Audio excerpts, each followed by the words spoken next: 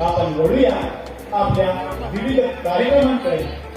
आज या ठिकाणी आपल्यासाठी असणार आहे संगीत रजनी।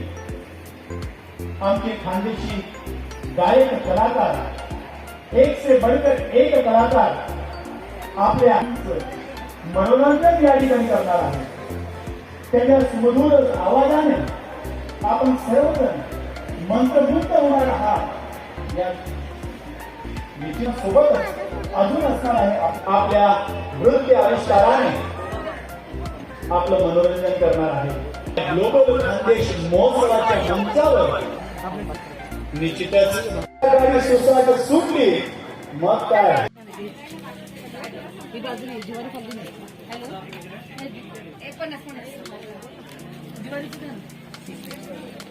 ज्वारी पाहिजे की बाजरी पाहिजे? ज्वारी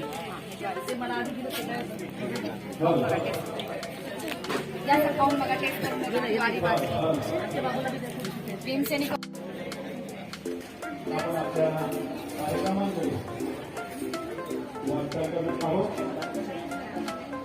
ग्लोबल खानदेश महोत्सव, उत्तर महाराष्ट्र खानदेश विकास गाडी नंबर 2313।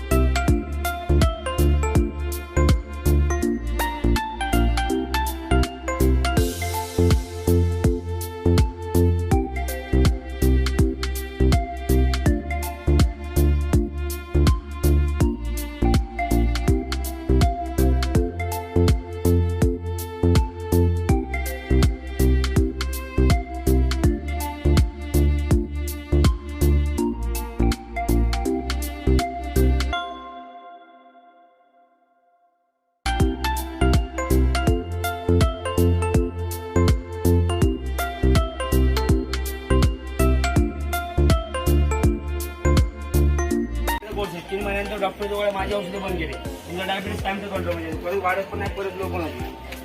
परत पर्यंत माझा नंबर वगैरे देणार बघ ना, पान पान पाहिजे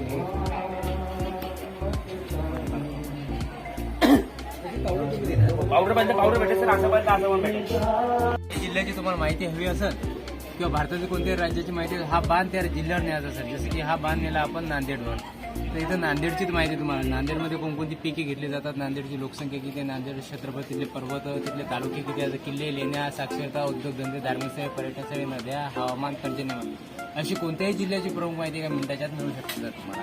तसंच भारताचा, जगाचा आहे, इंग्लिशमध्ये पण आहेत, मराठीमध्ये पण आहेत, सर्व याच्यात लँग्वेजमध्ये। हो।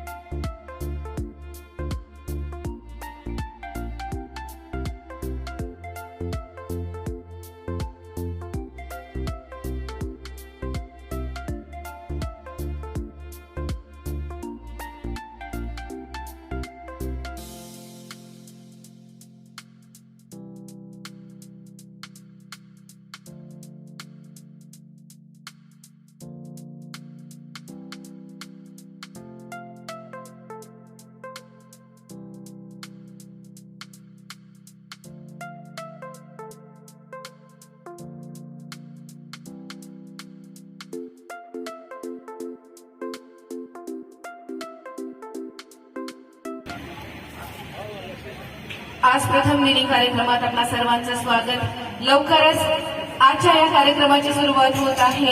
एका सुंदर अशा भक्तिगीताने आमच्या लाडक्या गायिका चेतना भालेराव घेऊन येत आहेत एक सुंदरसं भक्तिगीत आणि या पुढील कार्यक्रमाचा आनंद घेण्यासाठी आपण इथे कृपया आसनस्थ व्हावे.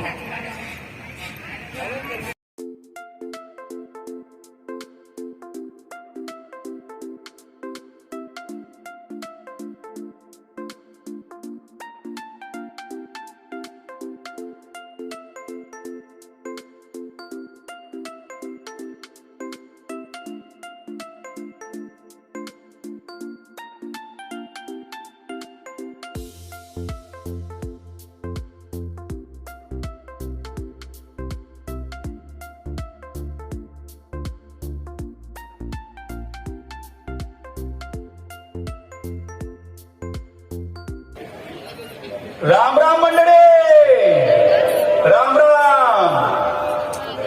उत्तर महाराष्ट्र खानदेश विकास मंडळ आयोजित ग्लोबल खानदेश महोत्सव 2024 मध्ये संपूर्ण कल्याणकरांचे आणि खानदेश वासियांचे हार्दिक हार्दिक स्वागत.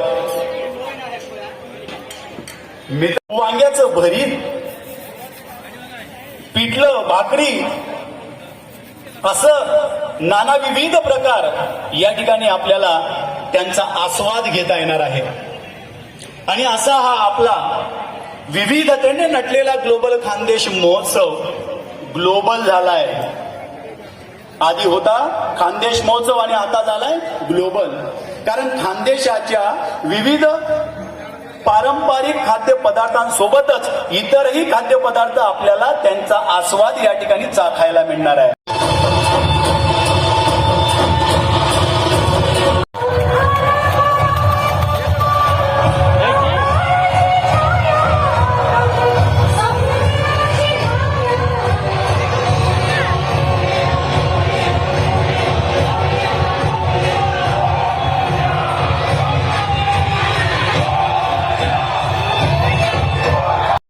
अशी ही खानदेशी मंडळी कल्याण शहरामध्ये येऊन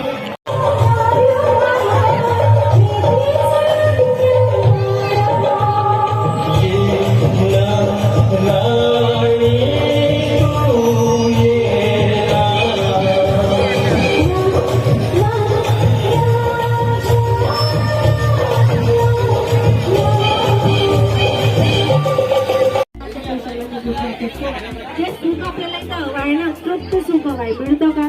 आपण एक चहाचा कप जरी प्यायचा म्हटलं तरी आधी प्रोगवायला लागतं. मग चहाचं साहित्य घरामध्ये येतं, पण ती चहा पितो जोपर्यंत त्या कपात चहा आहे तोपर्यंत ती चहा पिण्याचं सुख असतं. एकदा आपण ते खाली ठेवला परत एक तासाने इच्छा होते की नाही आपल्याला, म्हणजे ते सुख काय तृप्त सुख आहे. पण जीवाला चाहना काय की त्याला तृप्त सुख मिळालं पाहिजे. मग ते तृप्त सुख मिळतील कुठे? त्या परमात्म्याच्या आनंद पदाच्या देशामध्ये. मग जायचं कसं? येत्या आणि जात्या श्वासामध्ये रामनामाचं स्मरण करायचं आहे. याच्याने होणार काय? 3.5 कोटी माऊली जागृत होतात, घटामध्ये परमात्मा प्रकट होतो आणि आपल्याला जी सुखं हवी असतात ती सुखं आपल्याला मिळायला सुरुवात होत असते. इथनं आपला जीव जातो आणि आपण आनंद पदाच्या देशाला निघून जात असतो. पण हे आजपर्यंत का नाही झालं आमच्या सोबत? कारण आमचे कर्म. आता कर्म कसे बघा या अननसाप्रमाणे आहे. आता हे अननस कापायचं जर मला आहे तर याच्यावर फक्त सुरी ठेवून चालेल का? नाही, ही सुरी चालवायला लागणार आहे तेव्हा हे अननस कापलं जाईल. तसे